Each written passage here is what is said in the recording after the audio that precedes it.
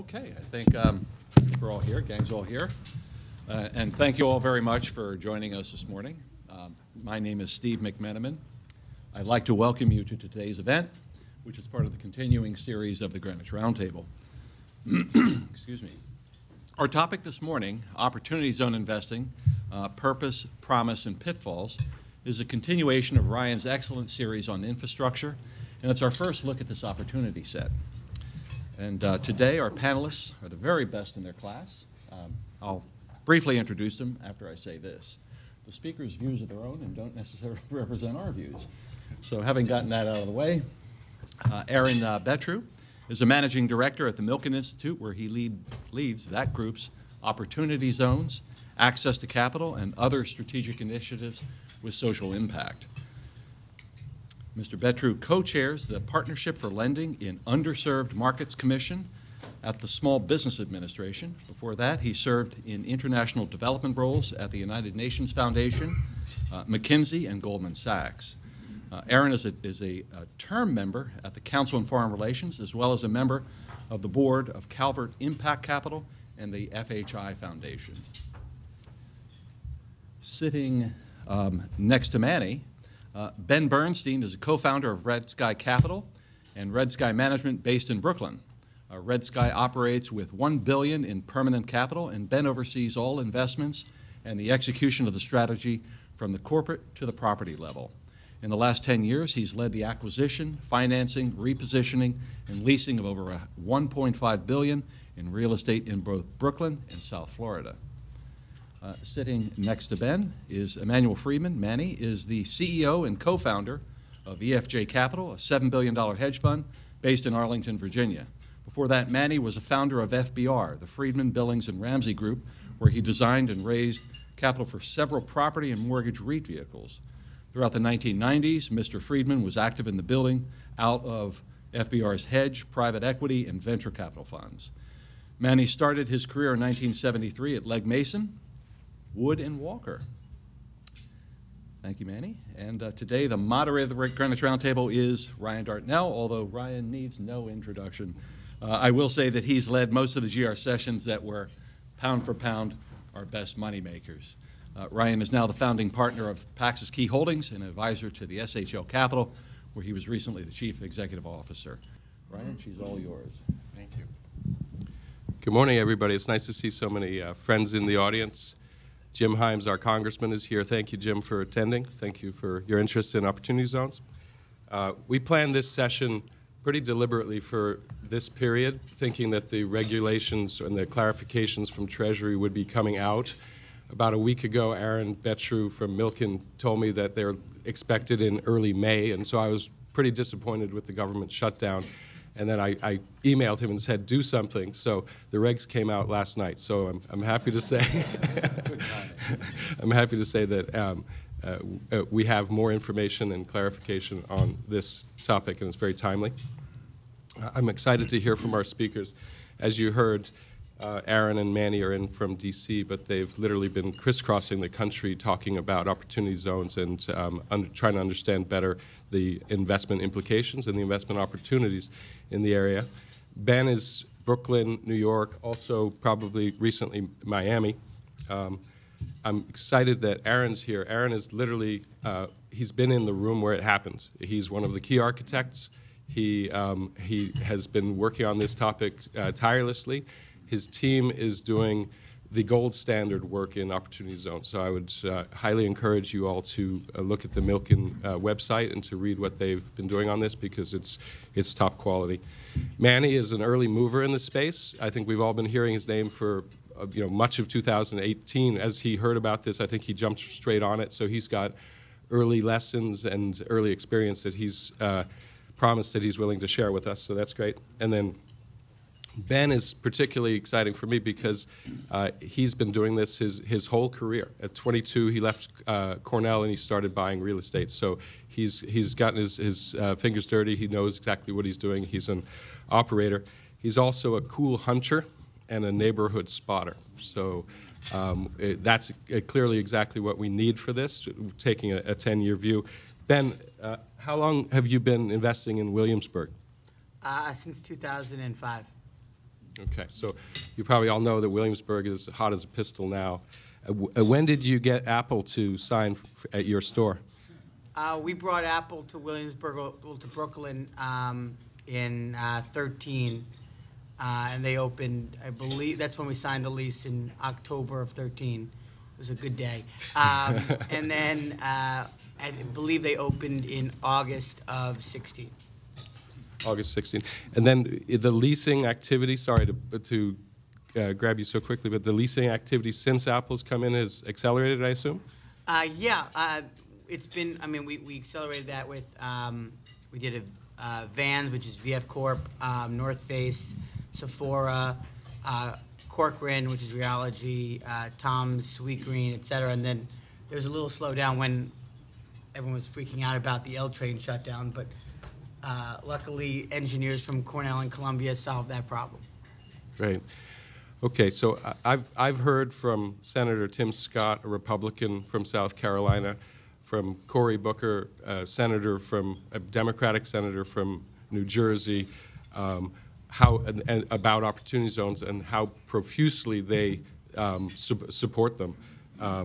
Basically, Cory Booker says that if a fraction of the money that's locked in capital gains today, and I think they estimate $6 to $7 trillion is sitting on the sidelines, if a fraction of that comes into opportunity zones, this will be the biggest economic policy development in a generation at least.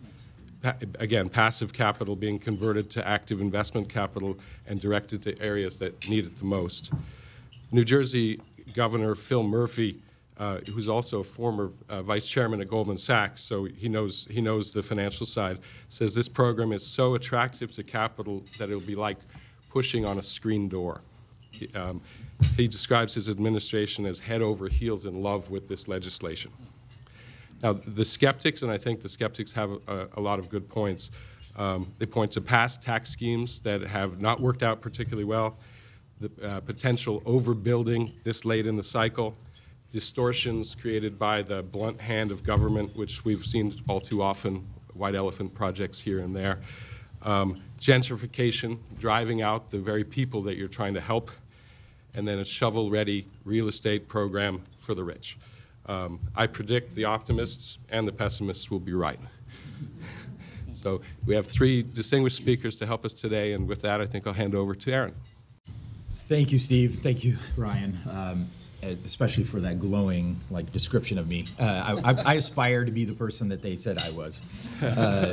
I will say that for those of you that are not familiar with the Milken Institute, we're a nonpartisan nonprofit that focuses on how do we mobilize good policy to help people reach meaningful lives. And from Mike Milken's perspective, access to capital is obviously one of the bedrocks, and for a while we've been looking at a whole range of different issues about how to mobilize capital to be much more of an economic development driver for low-income communities. It was on the back of that prior to even my tenure within the Institute, two individuals actually authored a very interesting paper, Kevin Hassett and Jared Bernstein. Kevin Hassett, who's now within the NEC at the administration, and Jared Bernstein at AEI. And Bernstein was also a fellow within the Milken Institute, where they articulated a point around how do we get capital gains back into the economy doing economic development activities. That paper actually gave rise to a whole range of different individuals that were thinking about this.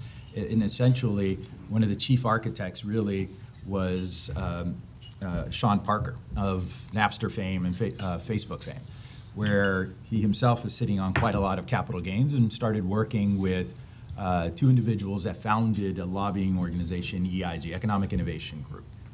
Now, it was this group that came up with the first text where they started circulating it with a range of individuals, including Mike Milken was one of them. But the leadership then was Scott and Booker, South Carolina and New Jersey, and trying to get a bipartisan element of this. And this was all the way back in the Obama administration that clean language was being circulated. It was, and I'll admit it, it was a bit of a surprise when the language was lifted and put into the Reform and Tax Act that came out in December of 2017. 5 pages made it in, and I would say it was about 60 to 70% of the original statute itself. So a lot of the questions that people have were part of that, 30 to 40% that never made it into law. From then, the Institute had gotten very much eagerly involved because we've been looking at all of the different things with regards to how do we get credit into low-income communities. Here was a clean piece of legislation that was trying to get equity in, and with the premise that this could be a really big catalyst. Since then, we've been intimately involved with Treasury to actually answer the question around everything in terms of how does it actually do what it's intended to do, and how does it actually, what are the safe guardrails you need to put in place to make sure that, that abuses aren't just increased in low-income communities. I'll say that the regulations for this piece of legislation has made essentially tax law and accounting super sexy across this country. I don't know how many times an accountant comes to me and he's like, everybody returns my phone call now. And the way that the Institute really got involved was last year at the Milken Global Conference. We realized, okay, there's going to be a little bit of interest in this, so why don't we actually have a roundtable discussion of not just Sean Parker, Mike Milken, but let's actually start bringing in those with capital gains. And I think that's when I actually found Manny on both our way out there. And Manny was a bit of a skeptic at the time, that when are we going to actually have good policies come out of DC? But sure enough, in that meeting, I think we might have had close to $1 trillion in wealth. It really was an eye-opener for folks. What was the potential for this thing? The benefits seem rather transparent and simple, but obviously how you execute it means you need really good regulations. So the secretary asked the Institute to actually start thinking through what would be needed as potential safe harbors and document what was the conversation in the room. So we drafted a simple letter to the secretary, which they accepted and actually then transferred over to the IRS, and it then got released as public comment letter. And I think this was one of the first comment letters on this particular law. From there, we've been working quite intimately with Treasury to try to say, well, you've got the policy folks, why don't we actually bring the investment folks and run an investment deal from end to end and try to tease out what are the issues and problems for where the 5 pages don't make sense that can be informative for the regulation. So we brought in experts from E&Y's national tax team, partners from Kirkland Ellis's fund formation team, and my team, and we sat down and we just did a deal on paper, like end to end. Sarah has some property. She realizes a gain on day one, all the way to Sarah made a sale after fund formation, after making multiple investments, recapitalizing, syndicating her investment, and so forth. What was a 2-pager ended up being about a 40-page extensive PowerPoint document that Kirkland Ellis even said, that's about $1 million worth of legal and accounting advice in that document. I will say this is on our website, but it might just be easier because our website is under construction. I wouldn't send you there. What I'll do is I'll grab a couple of these things and I'll send it to Ryan and be happy to share because it's all public information. We're going to put it on the summary so people will see it at the end. Since then, there have been a lot more questions about what to do and how to do it the right way. The first round of regulations that came out in October, really I'd give it about a B-. It answered kind of a couple of things. It answered what type of gain really is included, and I'll tell you the original statute said capital gain in one section and just said gain, gain, gain throughout, so people thought it was everything. It is literally a gain from a capital asset, one. Fund formation rules, as well as exits. And throughout all of that, a lot of questions were raised. And I'll say last night when the regs came out, round 2, a lot of clarifications have been made. I would say probably it's an A- in my mind and should clearly make it easier to do a deal. I'm sure there's going to be questions with regards to how and what's in there and what the latest pieces are. I'm going to reserve that, and actually after we come back around, happy to give my initial impressions, and Manny, myself, and others have been probably reading it, and you've probably all been up all night as well. It's 169 pages. It's better than watching, any daytime TV show. Let's just say it that way. Yeah. Great. So I have a question, and then we'll pass it over. I think there are 8,700 or more zones specified, and the governors of each state had to choose amongst their low-income census tracts. There's a speculation amongst a lot of people that the top 200, the downtown Nashville, downtown Portland, downtown Charlotte, will get most of the attention, and that money is not really required. That was going there anyway. The 8,500 or so that are really in need of this really need other catalysts. So I'm sure you've been talking to the various philanthropies and government. How do you see some of the benefits stacking and access to capital being arranged for the more needy communities? So the Tax Reform and Jobs Act provided two things. One, they didn't pick, from DC, they didn't pick the actual areas where the opportunity zones were going to reside. They allowed the chief executive of each of the states and the 5 territories to nominate who they wanted. They just gave them a rule. They said it has to be 25% of your low-income census tract. You determine which ones you want. You can have 5% that are adjacent to that low-income census tract, but there's rules with regards to income level. Now, then they gave them roughly about 4 or 5 months to do this. In that process, some states did it totally transparently and actually asked questions, okay, you know, this piece of land versus this other one, is there actually embedded infrastructure that makes sense? Or this one that's actually all greenfield opportunity versus blighted assets that they want to see recycled? So there were some very good strategies in some states, while in other states they did it pretty much behind closed doors, and it was a bit of a surprise where they went. I will say one thing a lot of people are not aware of when they start to say this is an opportunity zone. In most states, they use 2010 census data. So I mean, in the past decade, we've had one of the largest bull runs. I would say there's a difference in a city, what happened in 2010 versus what's happening right now. And within that, you had essentially folks looking at it and saying there's not going to be much of a rising tide for local residents. And this is the place where philanthropy has been trying to get folks to say, well, there are different ways of looking at this. Is there a way for philanthropic partners to come in and de-risk some of the things that we know will lead to economic development in the zones? Is this a role for a philanthropy to essentially either directly invest their corpus in fund managers that have a clean thesis on impact? Is this a place where we provide some sort of first loss guarantee on top of it? So folks are starting to have conversations about how to make it easier for money to flow to the things that actually deliver on the original intent of this in its name, providing an opportunity for all Americans. Great. And just as an anecdote there, I had emailed the CEO of Lumina Foundation for Education about this, invited him to come, and he basically put me in touch with his program officer and said, we're all over this.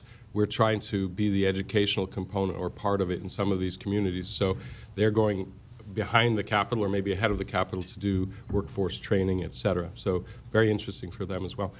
Manny, love to hear from you. So I'm Manny Friedman, been in the market since a very long time, since I was 15. So I think I have a very, very broad perspective. And so I'm coming here as really Jeremiah to tell you that Jerusalem's going to fall. And I know no one here is going to believe me because that's what always happens. But in my lifetime, this is the biggest thing that anyone has ever seen. And like Aaron, I go all over the country, and no one believes it except a few people, a little bit more and more each day. As Aaron said, you have 169 pages of new regs that now we can tell you much, much more exactly what you can do. The first thing you should remember that this is not about real estate. I know people think it's about real estate, but it's not. It's about business. It's about jobs. If this program doesn't create 1 million jobs, 2 million new jobs, 3 million new jobs, then it's going to be a failure. You're going to have stranded real estate. So even though the real estate's gotten all the attention, it's about jobs across the board. The first thing you should realize, it's transformational. And that's why Rockefeller Foundation is putting so much effort into it. Ford Foundation, because in every philanthropy, our philanthropy, we're saying, look, It is day and night you work to move things 1 inch. This is the first time ever in America you can move things by a mile, 10 miles. So the first thing to realize is it's going to transform your business, because people are not going to pay capital gains on their pieces, and they're going to use it to diversify out of buildings, out of business. They're very, very concentrated, and go into these new areas where you can create businesses, you can do add-on to businesses, you can do real estate, or you can do infrastructure. So the first thing it's going to do is going to transform your business, because every client you have is going to want to hear about it, because it's such a dramatic change. For example, it covers short-term capital gains. I pay 53% on long-term and short-term capital gains in the district. So do people in California. So do people in New York. Well, 53% is a huge amount of money, especially if you can make a great investment. And so therefore, the saving is mind-boggling. It's really a 8-year deferral. But on the investment, it's a complete saving. The second thing is it's gigantic. It's much, much bigger than you realize. This is $1 trillion. I can count on my hand right now $200 billion. PNC, $8 billion. Children's Hospital, $2 billion. It's piece after piece. It's starting with the corporations. Google, Opportunity Zone, tip of New York, Opportunity Zone, Nashville, Opportunity Zone, San Diego. Every single big corporation, especially one with huge capital gains, is moving their new pieces either to an Opportunity Zone or next to the Opportunity Zone, because the advantages are so mind-boggling. So every business in the United States that's out there is going to do their expansion into an Opportunity Zone.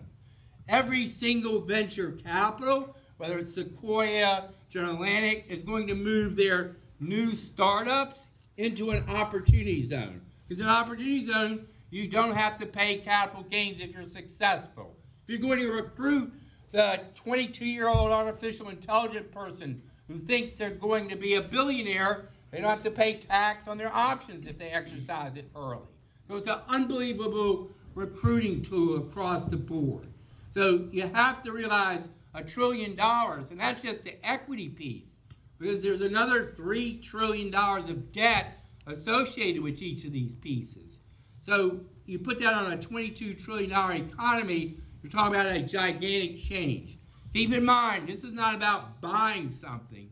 This is not about buying a building. This is not about buying a business in Opportunity Zone. It's building a business, expanding a business. It's capital improvements, massive capital improvements. So that is a big, big difference in just taking one piece of dead capital that's in Facebook stock or in Uber stock or Lyft stock or in a building that's been sitting there for 20, 30 years, and taking that dead money and putting it into something very, very active. So everybody should keep that in mind, how big it is and how transformational it is. The other pieces that Aaron alluded to, this is not some little place in each state. This is everywhere. This is 20 miles from Greenwich. This is New York City. This is Washington, D.C. This is rural place after rural place. This is 10% of America, if you exclude what the government lands that they own. That's 10% of the country. It's 12% of the population. You want to go to Opportunity Zone? There's an interactive map. You should go on their website or EIG website. You can get the map down to where you live. You can see where the Opportunity Zones are. It's so easy. The government on purpose, the federal government, basically said, look, we know there's been failures in new market tax credits. We know there's been failure after failure. The reason is there's too much friction. We're going to take all the friction out of the system. It's going to be self-administered. We'll have abuse regs. We'll double, triple check it. But we're not going to get in the middle of it. And therefore, it's basically simply about moving $1 trillion of capital from one area to another area. Don't think it's not already happening. In Bethesda, luxury is going down in value already because small businesses that are in a tech area are moving 5 miles away to Silver Spring, which is an opportunity zone, which is closer to Washington. So it is already beginning to have an impact. If you could short Palo Alto real estate, you would do it right now. Every single venture capital firm will move to an opportunity zone in Oakland or an opportunity zone near Palo Alto, 50 miles away, 100 miles away. The same thing is true in Austin. Same thing is Washington, D.C. Johnson & Johnson yesterday announced a huge lab at the $5 billion facility at Children's Hospital is building in an opportunity zone in Washington. So it is happening as we speak. That was before the regs were completely clear. And they are relatively clear, and these regs emphasize business and business, jobs, jobs, jobs. And people need to understand that this is, if it's successful, it's probably stimulative 0.4% to the economy on the GDP, because this goes on to 2026. The final piece doesn't end until 47. This is not a 1-hour program or a one-day program. This is a major effort, a massive effort by accident. It's a bipartisan effort. This is an Obama program. It's not a Trump program. Every time Bloomberg says this is a Trump program, they can't do 10 seconds of work and look it up and see that it's an Obama program. That's how divided the country is. So this is something that's so massive, you're going to see impact everywhere. I'll just give you 2 or 3 quick examples that we're doing, as we have an active program going on. For instance, Savannah is the fastest growing port in the United States. It'll be bigger than New York in 4 more years. It's the most efficient port in North America, 12% of the GDP of Georgia, and growing every single day. We're building $300 million of warehouses in South Carolina, 7 miles away, bridge, railroad, it goes direct, so it's just nothing but containers going back and forth. It's in a county of 3,000 people. That's 1,500 jobs coming to this county in South Carolina, Hardeeville. That's Disney coming to Orlando. The average wage here is $28,000 a year for the average family. Well, that means all of a sudden people are going to leave the Dairy Queen. They're going to go through a job training program, which the port has an unbelievable training program, or the high schools, or the African-American churches, or however we want to put it together. They're going to work at warehouses or work in logistics, which is the wave of the future, period. So you're going to be able to change. That's a rural county. Admittedly, it's very close to a city, but it is a rural county. And you're going to, in one fell swoop, you're going to make dramatic changes. You're going to have people who can get health insurance. People who go to PTA meetings. People, when they have a flat tire, they're not going to be out of a job. So if you create these millions of jobs in these different areas, it will have an impact. Now, we're putting a philanthropic wrapper because we're looking at it a little bit also in terms of changing the country. We're not willing to do luxury, period. So we're picking and choosing our project. The economics are mind-boggling when you do these type of projects. They're much better than regular real estate. They should be because they have a risk. They have development risk. You must develop. But here we have a job training program going on. We are going to the churches, to the port, to link it all together. And we're doing that over and over again on all our projects. We have a project in Oakland. We have one in Washington, D.C., 2 in Prince George's County right now. But this is not in the first inning. This is the warm-up pitches just being thrown.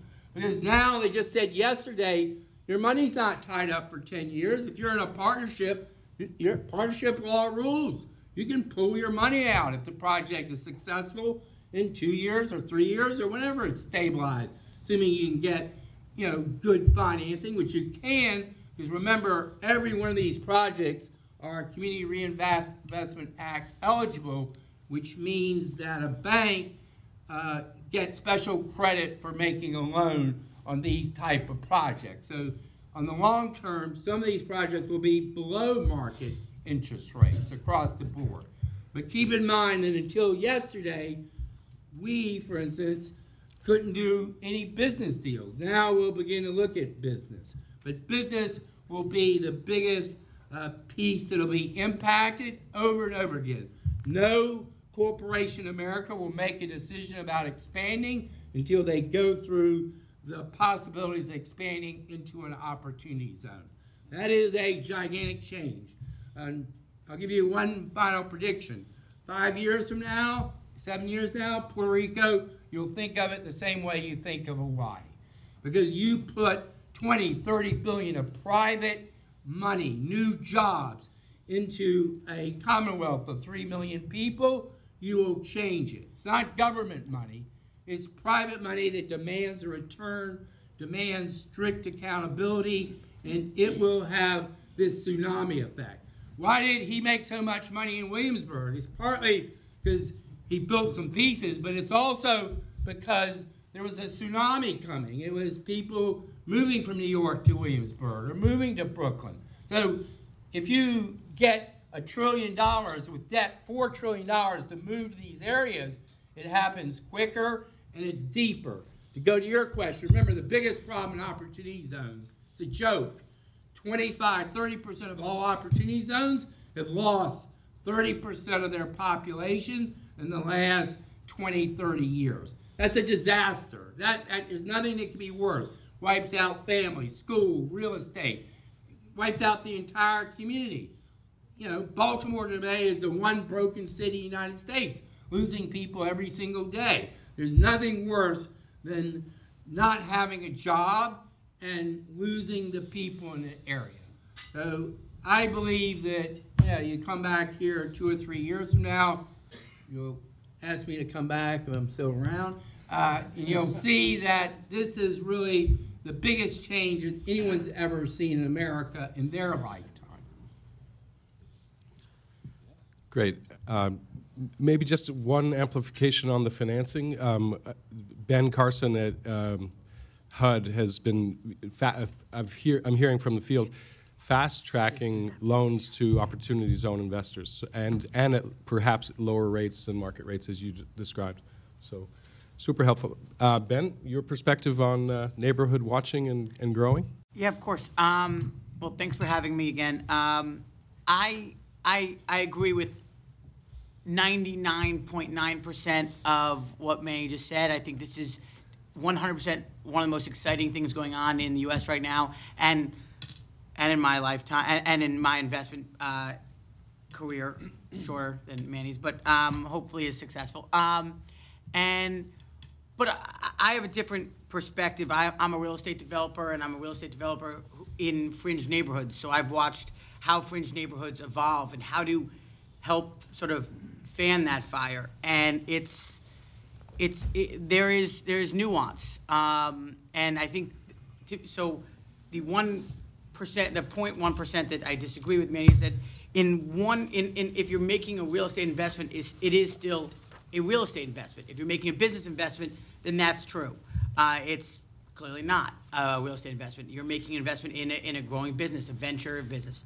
And I believe a lot of businesses will move into into districts. But when you talk to major companies, the hardest thing to do is get employees to an area that's hard to get to. So whether it's Miami or LA or New York, it's very hard to have American Express open up an office in the Bronx. They can't get their high quality employees there, and they're not going to do it even if they want to. But they will find options that work. So for LA, West Hollywood is in the opportunity zone, and it's very appealing for office. It's very appealing. It's not hard to get, Facebook to move from Venice to go to West Hollywood. You can do that. To do this successfully, you need to focus on the end user who is actually renting it. Yes, you want it's appealing on a tax basis to get them there, but you still need to get them to go there and get their employees to follow, or get bodies there in general, whether it's retail or hotel or industrial. And you got to pay attention to the real estate, just rental assumptions. We've seen a bunch of deals get done in Newark where there's, 5 million square feet of vacant industrial property owned by some of the biggest landlords on the planet, Lefrak, Goldman, Stern, and they have 5 million square feet vacant, and they have zero basis, and all of a sudden guys are buying up all these sites at huge numbers, and they're sitting there saying, we're going to get 2x the rent that Lefrak or Goldman or Stern are charging. And the problem is, even though the problem is that to do that, to jump the rents that much on industrial, basically destroys all margin for any company that needs 2 million square feet or 3 million square feet. So you have to look at rental assumptions and actually who's going there and the user and how to build for that. One of our big and neighborhoods don't just get built, and Williamsburg didn't just get built. Willentis and Red Sky and a couple other, and Levine and a couple other guys, we didn't just show up and say, hey, we're going to build a bunch of apartments, and boom, it became hot. It has to evolve organically. You have to have that body. You have to have those people wanting to be there. 100%, you're going to get a lot of venture firms to leave Palo Alto, and they're going to go to areas around there that fit. But you're not going to see them go to into low-income areas. You're going to see them going to fringe areas where it's easy to get their employees from either mass transportation or highways in and out, where there's food and amenities around. And so for us, that's a part of this equation, is to look at the fact that, yes, if you make a good real estate investment, it becomes a great real estate investment via an opportunity zone fund. If you make a great business investment, it becomes a great business investment via the opportunity zone fund. But you don't make a bad one a good one. I actually want to jump in here because I think there's a good point in terms of it actually matters what's in the zone. So yes, 8,700 zone throughout the country. You're talking about 75% or so that are urban, 25% that are rural. Yes, about 35 million residents, 11% of the country's population live there, 29 million businesses. But actually, what else is beyond that? You've got 1,200 universities. You've got 200 military bases. You've got about a dozen airports that are looking for infrastructure investments. There is a lot there. And I'm just going to dig a little deeper on the university side. Let's actually take a slightly different lens of one of the biggest issues we have in this country or globally. There's 10,000 diseases in the world. Only 500 of them we actually have treatments. There's a huge problem with regards to funding that goes to translational medical research. We have NIH fund principally discovery, then we have biotechs coming in right at the preclinical stage. This huge valley of death in the middle needs capital. If you've got 1,200 universities that are sitting there actually doing first stage discovery, is there essentially a way to leverage opportunity zone funding to actually take some of those things that are novel compounds to market? So you might actually be able not only to get this huge hockey puck return, but actually solve certain things this generation needs to address, from cancer, rare diseases and whatnot. Those are the type of opportunities that people are starting to wake up with. When Bill Ford says General Atlantic, every single new code that I'm going to spin up is going to end up being in an opportunity zone, why not? I don't have anything more to say. That's the type of kind of big vision that people have on this. Yes, the regulations were not great in the first round, and you probably read all the press, you probably read all your legal opinion papers that were saying it's not there. I'll give you a couple of things that came out yesterday that really simplifies it. There was one problem with regards to 50% of the income of your investment has to come from active conduct of a trade or business, of a qualified opportunity zone business within the zone. The piece that everybody freaked out about was within the zone. If you're going to create a business, how are you going to be able to generate so much income just within a low-income community? You want to be able to sell anywhere in the world, where they clarified that last night. They specifically opened it up and said, what we really mean is about the economic activity. So essentially, if you have the preponderance of your leadership team and management efforts are in the zone, the headquarters are there, and you have some satellites outside of the zone, that's fine. If you actually have the majority of your tangible assets within the zone, and you have trucks and things that are moving outside of the zone, that's fine. They even went so far as to say we'll still allow the point of sale issue. So they made it really flexible to put things into businesses that are going to be a huge opportunity to look at various different sectors and industries that each of you actually is probably way more knowledgeable than the folks in DC. It's just a slight strategic move. I do think Manny is right. Businesses are starting to look at this right now, whether it be manufacturing firms that are saying, I would actually think about a whole new subsidiary that is an opportunity zone manufacturing strategy that grows in the back, on the back of our balance sheet for a period of time. Those are exciting things. You're going to find out that the largest winners of this are going to be the ones that say, I can actually do good, but also make money out of this, and that's perfectly fine. Great. Ben, let's go back to you.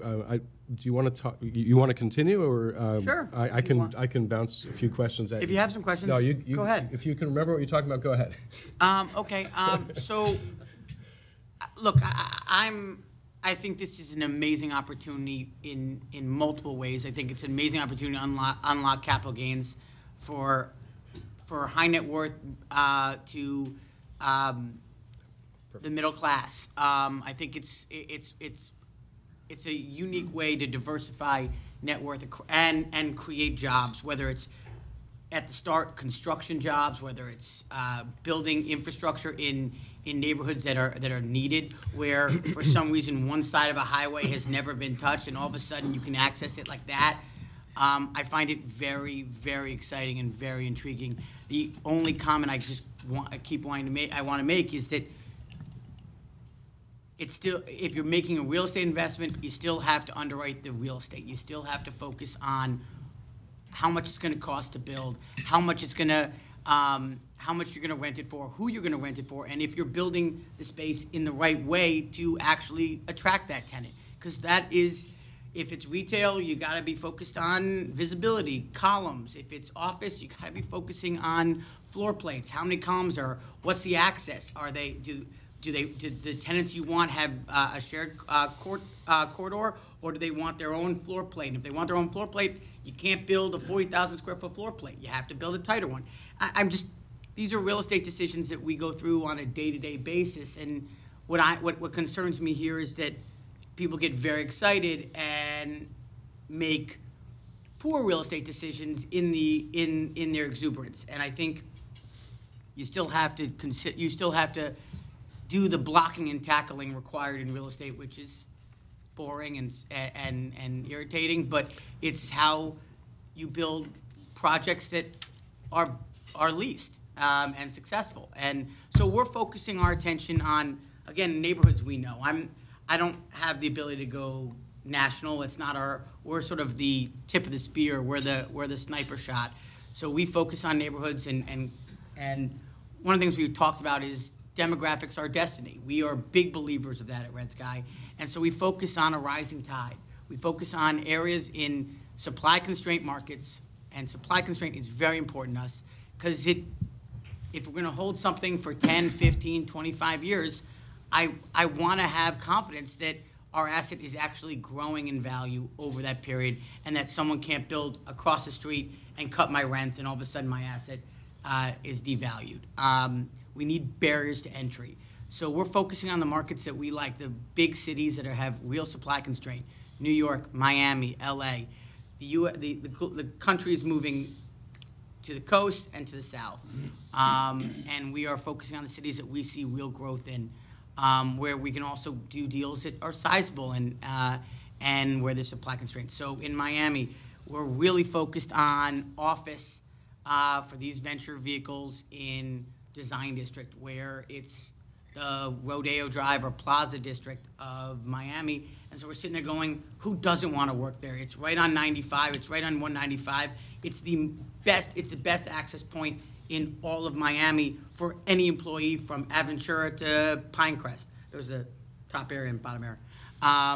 We're looking at multifamily in Coconut Grove, which is in the opportunity zone for students and graduate students of University of Miami, where it's hard to build that. It's hard to build that right on 95 for that student.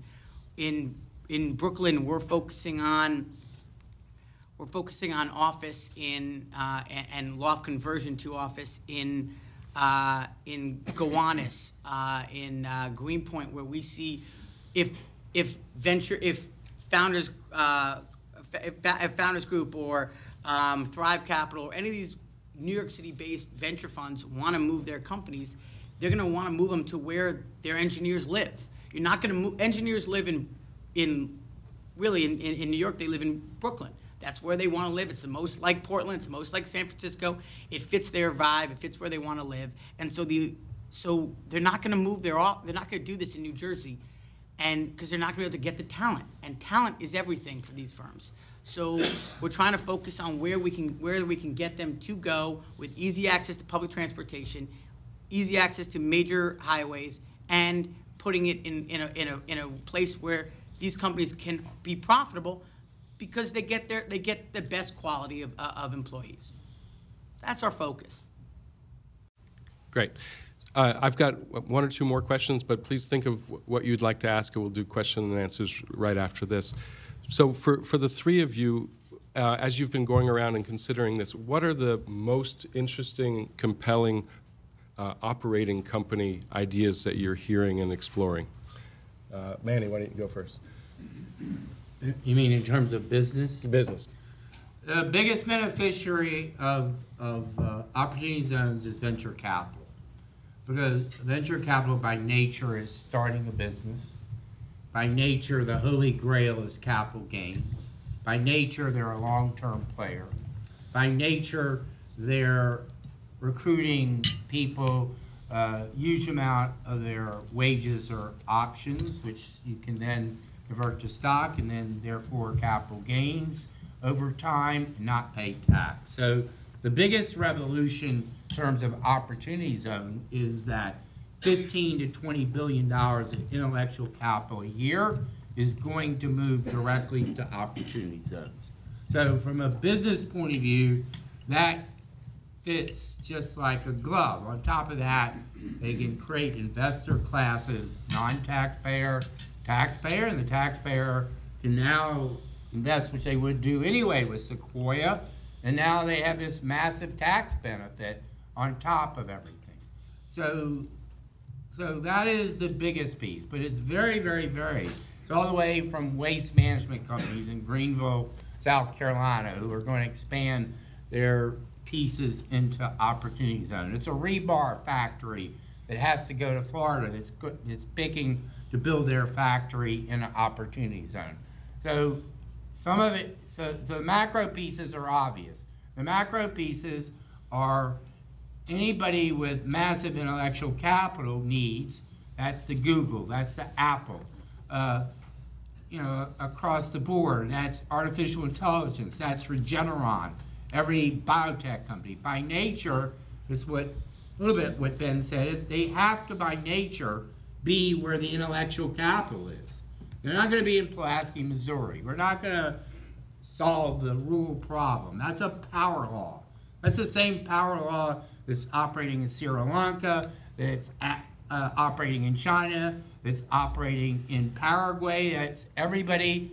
Intellectual capital is moving to cities. It's just a power law. The more intellectual capital type company, the more, of course, it's going to fit in the cities. But venture capital is by far the biggest beneficiary, and of course, that's the growth engine of any country.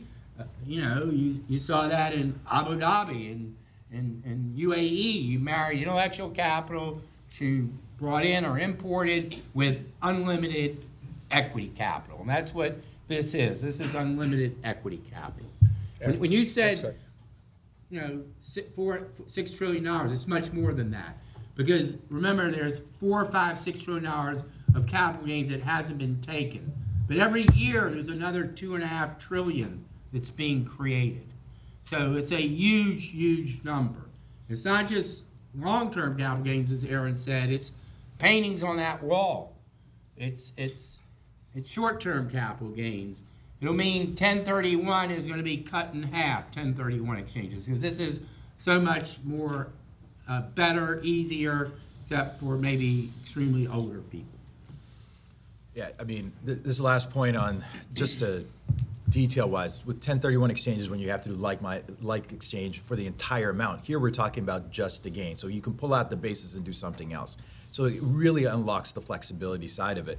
But on the various different industries, I'd say some of those examples that I gave earlier, the biotech space, I think is going to be very interesting going forward with all the universities that are doing early stage research. How do you convert those things into commercial opportunities? Those tech transfers, I don't know how many universities now are calling me on a regular basis saying, how do we build a WeWorks construct incubator for our biotech that actually grows not only just the real estate piece, but each of the operating companies are in there. That's an interesting business model. You see a number of folks looking at infrastructure plays, whether it be the airports or other things. There's a whole range of folks that are thinking through very large transactions. They're not going to be doing hundreds of deals. They're going to do no more than half a dozen, but they're going to be big ones. I'm also starting to see one of the other problems we have in low-income communities is access to good education. So is this a way to start thinking about charter schools that actually grow into low-income neighborhoods with a slight mixed-use concept in terms of the pricing model? There's a range of players that are looking there. In fact, one of the largest foundations that's been driving a push towards access to education is the Walton Family Office. And they just held a meeting, been holding a series of meetings, and I was presenting on how to layer in opportunity zone investments for improving education throughout this country. Those are the areas, if you can find a sector that actually has a need that people have been trying to solve, this ends up being a very effective tool to try to solve that problem. But lo and behold, yes, there is actually a commercial angle to it. And I don't think anybody that really sees improvements or wants to have improvements should be in any way dissuaded from that idea that it has to also be commercial. By definition, this is an equity investment, so you have to be thinking about is how am I going to exit on the back end? Those are the type of things that I think each of you needs to think about. Great. Charter schools I want to echo that, Aaron. Charter schools are really interesting, especially in urban markets, because on the real estate side, because they're not a major food group, office, industrial, retail, hotel, resi, the cap rates on them are much wider. So if you look at New York, an example is that you're having a hard time finding opportunities to build or renovate a building into a charter school that's where the deal is wider than a 7, but you're selling it at 6.5, and that spread is that's not a good spread. You any real investor wants 100 to 150 bips, depending on risk, between what they build into and what their exit cap is.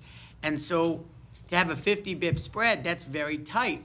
And all of a sudden, if you can do that and you get the benefit of the tax treatment, that widens that an opportunity zone. That widens that to roughly, depending on how good the deal is and how good your exit is, it's somewhere around another 50 bips. So all of a sudden now you turned a really tight deal into a solid good deal, and you benefited from building a school in a neighborhood that needed it. One of the things we actually just started talking about in one of our deals is we've been talking to a doctor who started a business where he's creating clinics for opiate addiction in these areas, and really trying to create some real help for communities that don't have access to this. And so these are solid businesses that are well funded, and they're going into neighborhoods that need support, whether it's a college campus or the Bronx or Newark.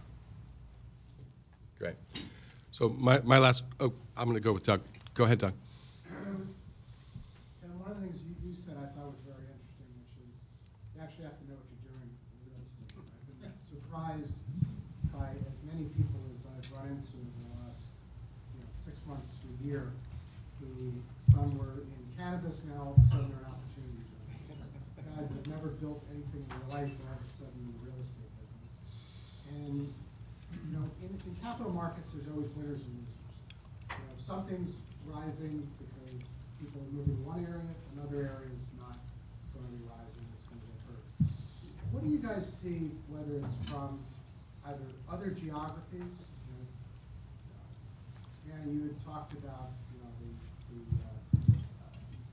the luxury market dropping in one place, or from a government's perspective, if this thing does fully take off, you're not going to have as much tax collection. You're going to have more tax You're going to have collection. more. That's a complete misconception. If I have a $1 billion building in downtown Washington, and I sell that building because it's at 17th Street, and I've got 4 in a row, which I have a client who does, that's $4 billion. He sells one building for diversification. He takes that money and puts it in the opportunity zone, even if it's real estate or a business. That is a massive increase to the government. The government still gets the taxes 8 years from now. They were never getting the taxes from him because he was going to leave it to his children and have a stepped up basis. So that is a complete, you know, misconception. That's like first grade. People need to understand the government is, if it's successful, is going to make a killing here. Because if you stimulate the economy, if you take non-productive assets and you turn them into massive job creation assets, you're going to increase the revenues dramatically. That's why we call it the Amazon effect. That's why Illinois is talking about giving people a rebate on their state tax for opportunity zone, cash. Because they're looking at the total tax collection. Because if you can bring these industries to your area or create new industries, taxes go through the roof. So it's a misconception the government's losing money. But Google or Facebook was going to go one place anyway. It's not like they're just creating new jobs. They were going to go someplace. They chose. But they're gonna create them faster. They're going to it's going to happen more rapidly. You know, Toyota is talking to us about doing a $400 million parts plant in Puerto Rico, to double net lease it. So it increases things much faster because you're taking, you know, locked up capital and you're turning it into capital that's producing jobs. So by definition, if you're going to stimulate the economy, if you're going to increase job creation, the government's going to make money. But the government's not just going to make money on tax collection. They're going to make money because people can get their own insurance. When Aetna went to $15 for a minimum wage, they looked at the numbers. The government made money. Let's go with another question, Manny. You're changing the safety net. We're going to try and rifle in some questions. Ed? I would just push back on that a little bit, Manny, because you're assuming you're going to create all these jobs because you're lowering people's cost of capital. We've got the lowest cost of capital and the most ubiquitous availability of capital that we have had in my lifetime. So personally, I think you may be right that you're going to unlock some capital gains in years in years 5 through 7, but then you're going to create an enormous tax-free asset in years 10 through 25. So we're doing what this country is exceedingly good at, which is we are sucking value away from future generations because you're not going to collect taxes and all that stuff that General Atlantic is going to do in the opportunity zones. Somebody would have been paying taxes. Do you know how many millions of jobs General Atlantic is creating? I'm talking about jobs in which people are making $300,000 a year. They're going to create them anyway. They're going to create them anyway because they're commercial animals, and all this is doing is why? Apple took $100 billion and bought back stock. How many jobs did that create? How many jobs did that create? It created a lot of jobs by buying their stock back. That money's taken by investors and plowed into new investments. Oh, come on. But we shouldn't waste people's time because this is about making money. But I just wanted to interject that. Yep. Go ahead. I've got 2 quick questions for Aaron. Thank you, guys. This has been terrific. The first is around the recycling. So you kind of alluded to it, but we didn't kind of dig a little bit deeper. So in the regs, they alluded to the ability to recycle capital after 12 months, but you still have to hold for 10 years. I mean, you still have to hold the overall partnership for 10 years. It's simply that if you don't have to hold that specific real estate development or business, you just have 12 months to find a new investment. I just want to confirm if we've read that, if you read it the same way, question one. And question two is on real estate, prior to the regs coming out yesterday, you could depreciate really only against the debt was the thought process because you don't really have a basis. Is that still the case? Because it'd be hard. Do you think there will be depreciation recapture? Those are kind of the two questions that I have. So my understanding is, Let's go with Aaron first. Thanks. So the first piece with regards to, I think you have to separate out what happens for the taxpayer, what happens at the QOF level, and then the asset underlying. The tax benefits are at the taxpayer level. Whatever gets accrued, it's for him. So to your point, at the QOF level, if they're allowed to, are they allowed to dispose of assets and reinvest them elsewhere? Before it was a question mark. They had given essentially soft guidance that you could do that if you did it in between testing periods, which happen every 6 months. Now you've got 12 months, you have a little bit more flexibility. The big piece for a taxpayer is, am I still invested for a 10-year period? That will always be the case. That's a requirement to get the third bite at the apple. But that's not a requirement to get any benefits at the apple, because there's other two things. One, the deferral of realizing the original gain, plus the step up in basis that happens at 5 and 7. So there's still a bit of value. But the more important thing is your question on, well, you have to tease out this question of the tax benefit for the taxpayer versus the QOF when it disposes of its assets. Is it actually paying taxes at that? Is it included in the taxes at the QOF? These are regarded entities. So 2 taxpayers, and plus it's going to actually have to pay taxes. They didn't specify that. But with total transparency, it's 169 pages, and I have to re-review that piece. But I think a lot, be careful when someone says, oh, okay, now we can just continue to just jettison things all the time and be perfectly fine. Is that QOF still paying taxes when it does that, or does it still then have the incentive to hold? Just So in on terms of once I just have one thing, because Ben and I have a point of view on this. The government here is giving you a step up in basis. They're giving you a 7 or 8 year deferral, and then on your investment, you're getting no capital gains until 2047, and then you're getting basis in 2047. It's 3 gimmies. And the real estate community has immediately come in and said, oh, by the way, we'd like that depreciation shield too, please. So there is a point at which excess becomes excess. So we'll read the regs, but the spirit of this is already we're giving you 3 things. So, hey, why don't we try and nickel and dime you for the 4th thing? I think it could be an annoyance. Ben, what do you think? Again, I haven't read the new regs that came out, but my team and my tax lawyers have said, and we've said multiple times that we think that you can't depreciate the asset because, again, you might have debt basis, and they've agreed on that, but you don't have equity basis, and that's what at the current. So if you talk to Fried Frank or Robertson Holland, that's what they're saying, pretty loud and clear, currently. So as of this morning, everyone has changed their mind because Fried Frank has just changed their mind. Everybody's changed their mind. Good to know. On real estate, you get partnership law, period. You get partnership law. So under partnership law, if you buy a building, and I'm only talking about real estate, which is a mistake because this is, again, mainly about business. But in real estate, if you buy a building for $100 and you put $100 of a construction loan on it, your basis is now $100 for tax purposes. When you get your permanent financing, let's say you're successful, you invest with Ben, then you in Williamsburg, you now can get a $150 loan.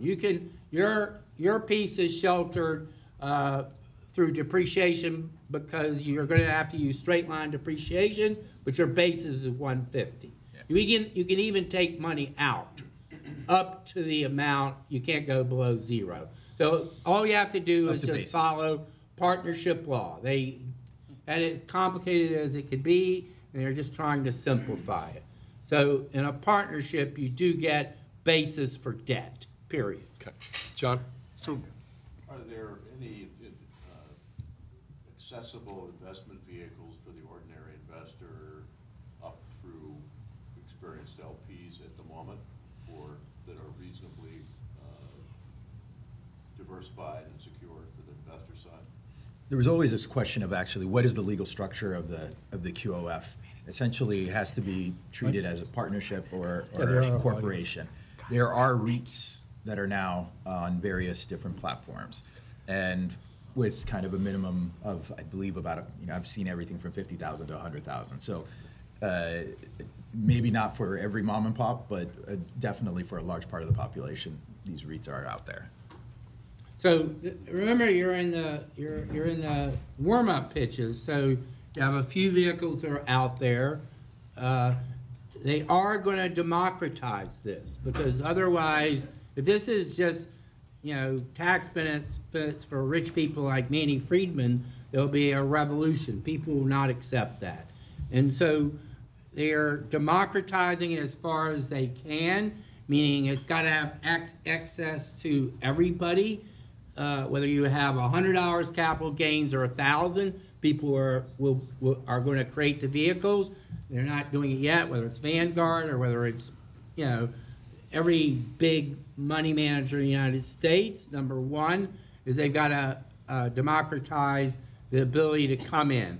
One example of that is the K-1 rule. So this is the only thing in the world you could do right now, today, and you could, when you get your capital gains, a day or two ago, you can still invest in an op zone, go back and get all your money back for 18, and it changes your estimated tax for 19. That's a democratization, because, yeah, maybe people like me know what the capital gains are, but what about the other millions and millions of Americans who have, whether it's $50 through ETF or $10,000 or whatever, they don't really know that until April. So are you going to just exclude those? They said, no, we'll count the end of the year as December 31st. They get their K1. They can make their op zone investment until June 30th of 2019 and go back and redo and just have lower taxes for 18 period. That's very important. Otherwise, this program eventually will get repealed, because if people think it's just something for the wealthy, then there'll be enormous pushback. Paul? It sounds like it's designed to level effects within a lot of metropolitan areas. And let's accept Manny's contention that it has some acceleration of economic growth. Who do you think might be losers of this? If I, for example, have a D-minus building in Midtown South, do I lose the scarcity value in some areas where people were formerly inhibited to move into fringe areas? Are there losers who you see logically? There's absolutely losers. Every wealthy area in the United States is somewhat of a loser, period. Because there is not unlimited money. If I'm right and you're going to move $3-4 trillion this economy from one area to another, the economy's not growing at 6, 7, 8%. So by definition, there is going to be movement. The same way people who bought houses in Potomac 10 years ago are losers. Their houses went down in value. And people in downtown Washington went up in value. The same thing might be true around here. So there are real losers in terms of demographics, in terms of this creates a massive acceleration of that process. But I would make the argument that luxury that competes with opportunity zone in another area is a major loser. Luxury apartments, already overbuilt in many, many areas. So, but there are losers in terms of, certain geographical areas of the country, simply because it advantages other areas so dramatically. Because every corporation, not just Apple, but Eaton just came to us to do a transaction. Every manufacturing company is going to rethink what they're going to do. There are gigantic losers. Okay, next question. Well, Sorry, go ahead, Ben. To add to that, because I think that's spot on, there are going to be losers. If you own $90 a foot apartment buildings in Murray Hill, you're going to lose because Brookfield's is now building 5,000 apartments on the waterfront in Greenpoint via their Opportunity Zone fund. Gowanus is going to explode with apartments because of these things. And so, yeah, they're going to add significant supply, and the top of that supply chain is going to be pushed down. If you own $200 a foot office in in Meatpacking or Tribeca or Midtown South, and you're charging anywhere from $200 for Meatpacking to $125 or $150 for NoHo or Midtown South, yeah, I think you're going to lose a lot of your tenants. Yeah. They're going to get a better deal, and they're going to get the tax benefits to move to Greenpoint or Gowanus or something like that. So, and I think there's a couple of bookends here, right? Manny would say it's a tsunami coming. And then you're kind of saying, maybe it's just a rising tide, not a tsunami. And it's an evolution, not a revolution. I think that's what I'm hearing from you. I'm very, very excited. I'm a bit more, what I'm cautious of is that real estate's slow. Yeah. Building real estate is slow. Leasing real estate is slow. Every investor I've ever had gets very excited, and then when I do the job, they're like, why is this moving faster? I'm like, I actually have to build this building. I have to design this building. I have to finance this building. I have to get permits. This takes time. Cities don't move quickly. So, no, but your point was a really good one, which is companies move because employees want to be there, right? Apple moved to Austin because employees want to be there. It's a better quality of life. There's better hotels, retail, restaurants, all of that. People don't. Apple's not saying I'm moving to Bridgeport because it happens to be an opportunity zone, because employees don't want to be there. well, Apple employees don't want to be there. I take your point. Although here, so I'm in the private equity real estate business. Here's my struggle. My struggle is, for me and you, people who run the real estate business, we have a 1031, which means I leave it to my kids, it steps up, and all those taxes that I never paid all my life just vanish, generally speaking. This is an up. And I get to redepreciate the asset. Exactly. Correct. Which was a really cool thing. So really, the opportunity zone is created for people who are not in the real estate business, who don't really know that this is an evolution and not a revolution. So folks like Manny, rightfully so, are as passionate as you hear him speak about it. And I get this call once a week from a money manager who's not in a real estate business saying, I have all these clients, they have all these capital gains, let's deploy. Here's the regulation, right? The regulation is if you own the land already in this zone, it's not good. You have to buy that land today. And we all know that all the appreciation in real estate gets absorbed by the land. We can predict the labor cost, we can predict the material cost. So what happens when the recession hits? It's not the bricks and steel and labor cost that goes down, maybe marginally. It's the land that takes the hit. And when there's an appreciation, it's the landowner that takes it all. So when we go buy land today in the opportunity zone, the seller of the land says, oh, by the way, my land was worth $100 6 months ago. You have to pay me $200 now. Yes? So what happens is all these capital gains that we believe are going to go in there, the landowner who owns that land in the opportunity zone, he's taking it from you today.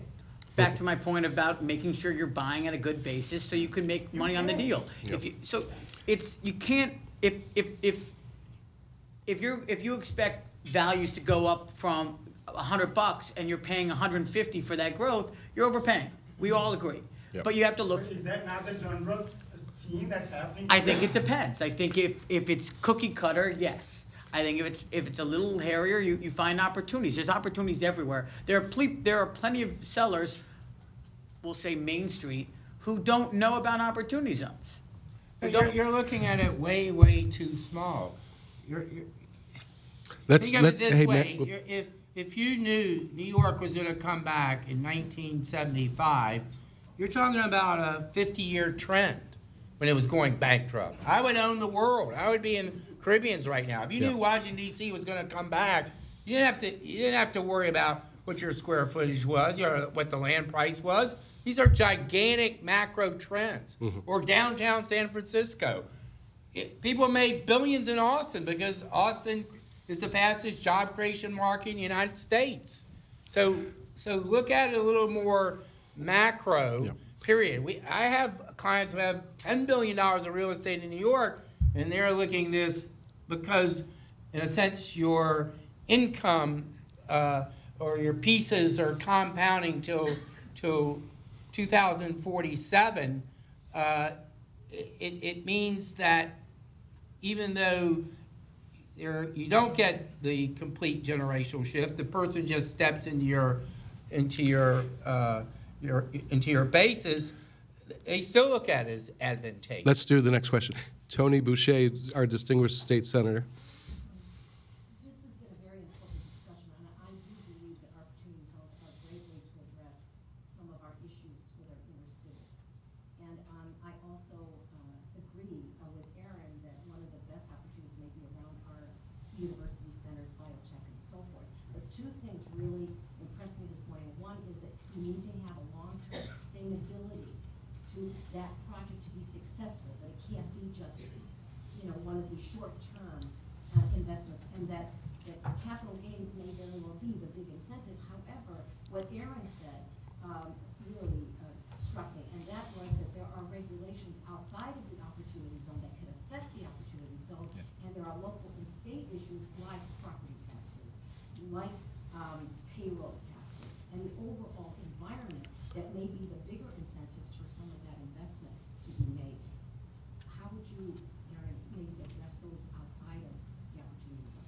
I mean, this is probably one of the key things that a lot of people get wrong is people are thinking about things on a national tax strategy basis.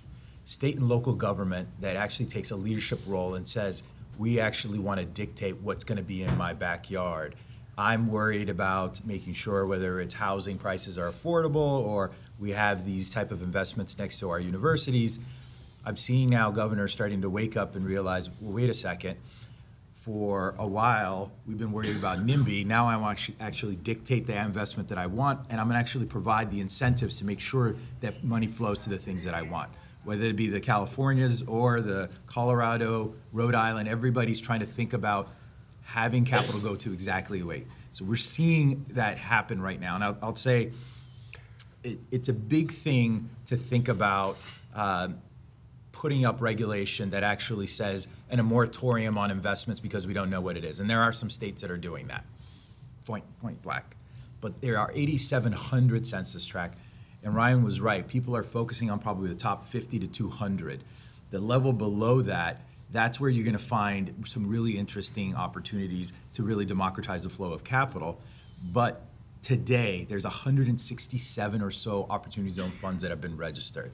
Roughly $20 billion of pledges and dry powder that's out there. But be careful, because you are having folks that are just coming out of the woodworks, and the kind of the old car talk names of Dewey, Cheatham, and Howe is definitely. Anybody have another question? Okay, perfect. This was excellent, really animated and educational. Thank you very much. I think Ben's advice that opportunity zones don't make a bad deal good, but a good deal better is absolutely the way to end this. I'm going to thank our speakers and hand it over to Steve for housekeeping. Thanks, Ryan. Okay, so while I'm talking, don't forget to fill out your comment card so we let the speakers know how they've done. And with that, if you'd suggest topics. Now, in the new listener-supported model, we've had some suggestions. Let me throw this out there. Laurent wants us to start at 9 a.m. and not 8 o'clock. If you want to have any input on that, just write it down on the card. Thank you very much. And what's that, Michael? 7. Yes, let's go earlier. And Michael also reminds me that this started with Jack Kemp with his enterprise zone. Michael was in the Reagan White House, so we've got some history there. And why didn't it, unfold like we're talking about today? And with that, Michael is continuing with his intellectual capital series, soon to come with a demographic aspect to that. So stay tuned. I'd like to recognize our treasurer, Joanne Rivers. She's done a great job of cashing your checks. And with that, don't forget to send your checks to the new address, the post office box. We moved out of One River Road. The business of the Roundtable is now being conducted in a barn in the back country. So we don't want to miss your check. So make note of our new address. And finally, I'd like to recognize David Storrs, who passed away. He was one of the founding members of the Roundtable. He was one of the first, if not the first, chief investment officer at Yale, president of the Common Fund, and he recently passed away too soon. So I just want to recognize David.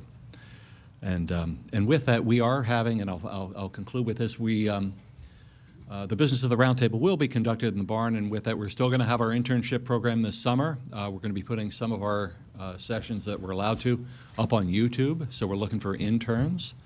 And the interns will not only work at the Roundtable, but some interns can actually, if they want to, work on the farm. An honest day's work. But with that, I'd like very much to thank Ryan for putting this together. It's been a long time coming. And Ben, Manny, Aaron, very good job. Thank you very, very much. Thank you.